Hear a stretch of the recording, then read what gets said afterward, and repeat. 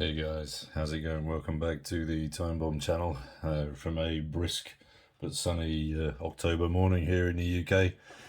We've got a loan watch in today from Bulova, and it kind of has me in two minds as to whether this is a buyer or not. Um, so basically, what are we looking at? We are looking at the 2020 release of the Bulova surfboard, and that's reference 98A 253, nicknamed the surfboard. I think, yeah, that was kind of borrowed by Bulova from a nickname given it to by the fans. As I say, they were released back last year, and they've proved to be very, very popular indeed. So, yeah, let me just pop it out of the box there. 1 second. Yeah, so as I was mentioning, these are very, very distinct, very, very eye-catching, and yeah, they've proved to be very, very, very successful for the brand. Who've released a couple of other of their sort of late sort of 70s options. I'll touch on those a little bit later as well. Just for reference, then that these then come in three colorways, as you can see here from that image. Slightly different dial variations, and they currently retail for around £450 here in the UK, so not an insignificant amount of money. If that wasn't enough for you, they then also have the reference 98 is a 251, which is much closer to the original, and then also then features a Salida automatic, and it's a limited edition and costs around £3,000. Ouch, that's an awful lot of money to pay for one of these, but as I say, it's a super limited edition, so yeah, let's move on. And then just for final reference, I'll shut up in a minute. Here's the actual, the original. So this is the one from, was it 1970, 1971, I believe. And this one that you're looking at here is actually on sale on eBay as we speak for, again, around 3,000 USD. So back to our watch for today. Now, it's a little bit deceptive in size, because when I first took it out of the box, I was like, oh, that's quite a big watch. But then it is actually only 40 mils across, and then you might want to add another 3 mils for the crown and the pushers. It's actually, though, just between 14.5 and 15 mils thick, which is actually quite thick, I think, for such a retro piece. It then sits on 20 mil lugs. It's on a 46 mil lug to lug tip here. They do curve out quite and extend out quite a little bit, so perhaps not the full 46 in the center, but as I say, out to those edge pieces it is. So as a consequence, let me just throw it on wrist. I'm wearing the Japanese, the Omeko chrono, just sort of did a little bit of a comparison for you here today. So just ping that open, flare it on wrist, so you can see what I mean about the size. Now, if you look at it from that perspective, I think is absolutely perfect. I think that top down size wise, it looks absolutely brilliant. My wrist is 7.25 inch for reference, but I think then when you turn on it from the side, that's when you start to see that, yeah, it does really sit up quite high. And there's zero curvature on those lugs. They don't drop down very much at all, because of that base section underneath there. So consequently, it does sort of pop up quite a lot on wrist. Just pop you some side profiles there as I'm finishing off the specs. So then you also, it has 200 meters worth of watery goodness. So I'm just going to get the camera to refocus. There we go. Again, quite interestingly, for some, this is a non-clicking, so what we would refer to then perhaps as a glide bezel, and it is, I mean, it's fairly stiff, and yeah, it's not loose by any standards, and as you can see, it's bi-directional. So 0 clicks, gliding, and bi-directional. Now that is, as I understand it, quite close to the original. So again, they've not bothered. They've not decided to to update it by modern standards to make it a clicker. And I'm sure that's going to bother some of the serial bezel clickers out there, because yet it doesn't make a single sound. Interesting to see as well. I find that they stuck with the reverse countdown bezel again, rather than shifting it and making it modern, perhaps with that 12 to 20, 12 to 15 dive bezel orientation again. So they've really stuck very close to that original aspect. The one thing that that really is a standout on this watch, and I think we can just get it against the white background, you will see that curvy boxed sapphire crystal up top. It sits up very proud of the bezel itself. Zero cover or protection there, but it's a really nice curve. And the interesting thing about it for me is that there's very little distortion on it at all. Most of these retro pieces, will have that massive amounts of distortion, but this one actually contributes, I think, to the clarity very well done. Appreciate that there might be some purists out there who go, no, I want a retro watch with lots of distortion. On this one, it's only really from sort of extreme angles that you actually see that. So for me personally, I think that the decisions around the crystal here have actually helped and improved the dial and the clarity.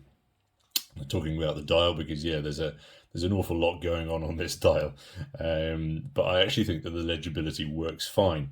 The hour markers, the hour hands, disappear as they cover across that silver surfboard in the center.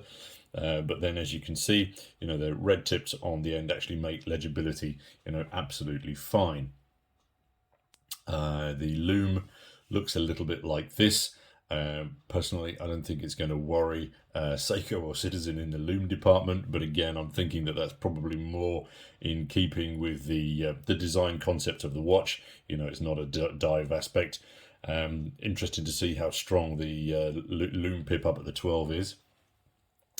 Off onto the side, obviously, then we've got our pushers, and it does feature a side screw down crown. So let's just pop it out here.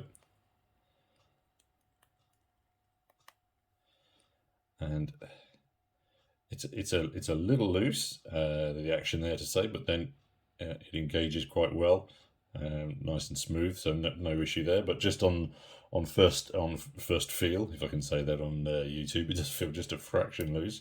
Let's just pop it back in. But again, the action of the crown, incredibly smooth, very slick indeed. Obviously, again, this is you don't need me to tell you this.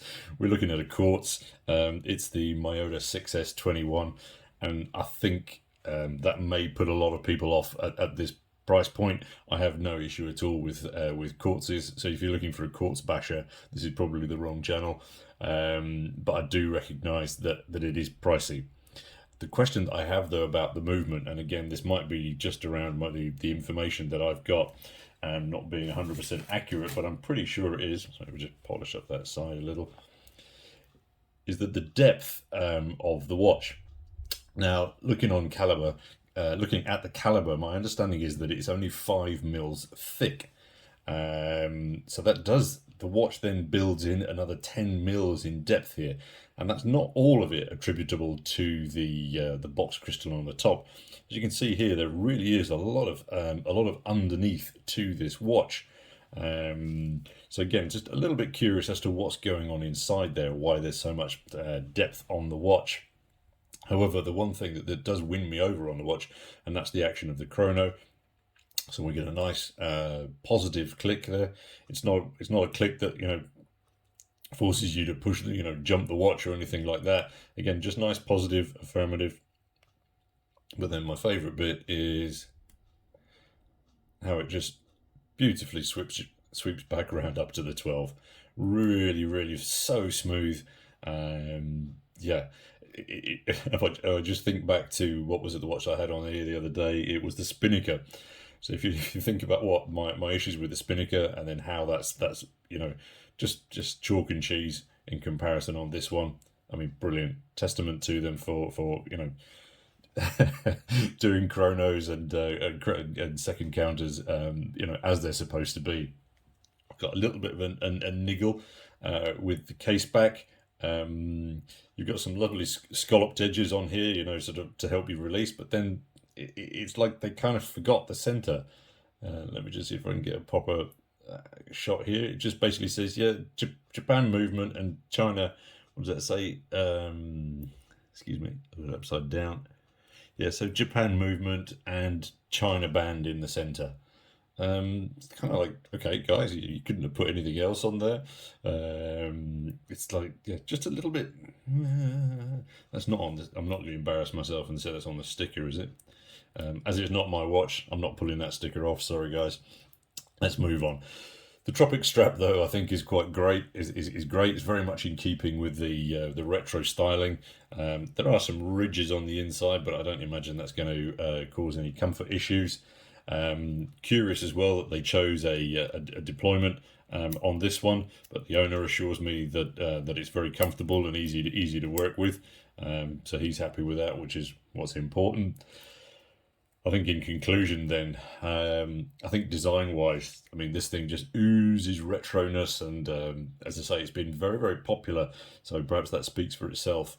If it was for me personally, I would tone down the Silver Surfer in the centre there, just to, because for me, it's too much of a contrast, but then again, as I say, popularity has proved me completely wrong. But I would just tone that down a little bit, make it a something perhaps on par with that beautiful silver on the top there. I think it might just smooth up the image a little bit. But anyway, that's just me and my silly perspective.